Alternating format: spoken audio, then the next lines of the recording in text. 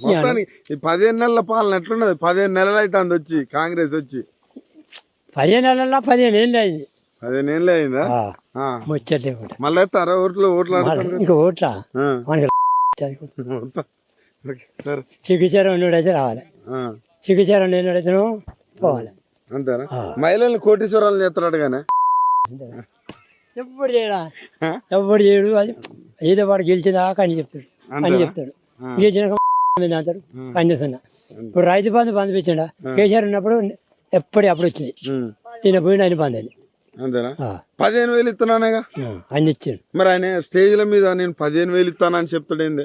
రైతులకు బోనస్ ఇస్తానా, నీళ్ళు ఇస్తానా? ఏదో ఇస్తలేడుగా, అక్కడ ఉండి చెప్తాను కానీ మరి అట్ట చెప్తాడే. అయ్యే అంతేనా? ఇస్తాడే చెప్పడు.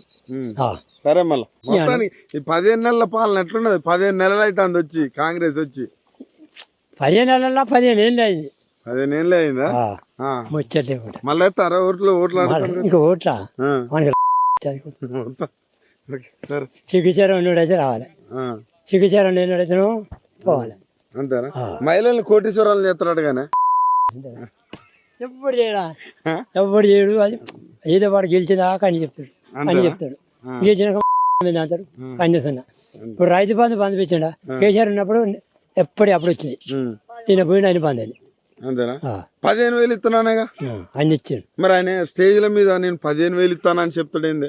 రైతులకు బోనస్ ఇస్తానా, నీళ్ళు ఇస్తానా? ఏదో ఇస్తలేడుగా, అక్కడ ఉండి చెప్తాను కానీ మరి అట్ట చెప్తాడే. అయ్యే అంతేనా? ఇస్తాడే చెప్పడు. సరే మళ్ళీ